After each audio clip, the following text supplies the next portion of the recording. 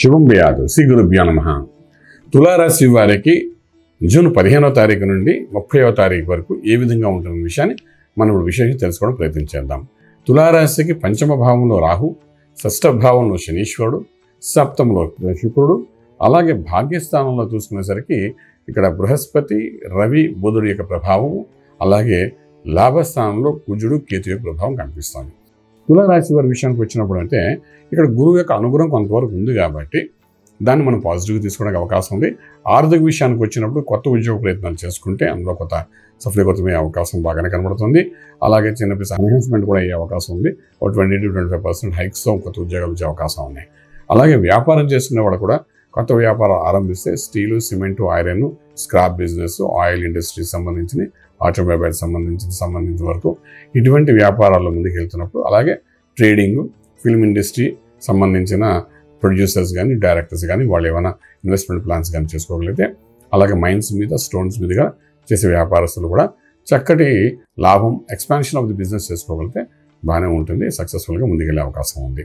అలాగే శుభవార్తలు వింటారు, శుభమైన కార్యాల్లో పాల్గొంటారు.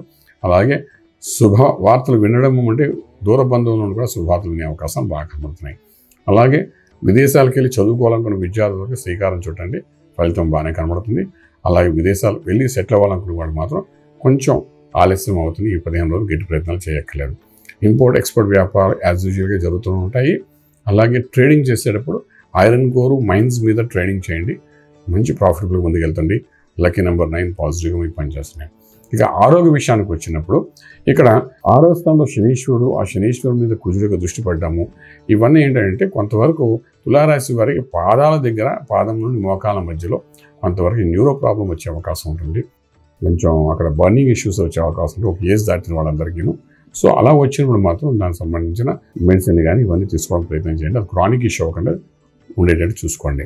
అలాగే మంత్రం దగ్గరకు వచ్చినప్పుడు మాత్రము ఇక్కడ ఆంజనేయ స్వామి యొక్క ఆరాధన చేయడం చాలా ప్రాశస్త్యం వహిస్తుంది.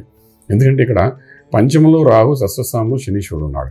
ఈ పంచమ భావంలో ఉన్న రాహు ఎవరైతే ఉన్నారో సంతానం ద్వారా కొంత మానసిక ఒత్తిడి తీసుకొచ్చే అవకాశం ఉంది. ఎటువంటి ఒత్తిడి అంటే పిల్లలు చేసిన పొరపాటు వల్ల మనకు మానసిక ఒత్తిడి రావచ్చు.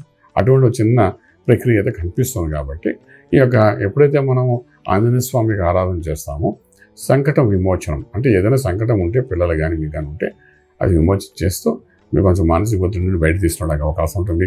రాజమార్గంలో రాజ్యం పొందగలుగుతారు. శుభం వ్యాధు. పూర్తి వివరాలకు సంప్రదించండి శ్రీ వేదమాత గాయత్రి జ్యోతిష్యాలయం, బ్రహ్మశ్రీ మంతా సూర్యనారాయణ శర్మ గారు, Srinilayam, first floor, 101, Sai Vaibhav layout, Chitrapuri colony పక్కన, కాజాగూడ, హైదరాబాద్ 500008. సంప్రదించవలసిన ఫోన్ నంబర్ 8855559147, 8855559148, 98499644.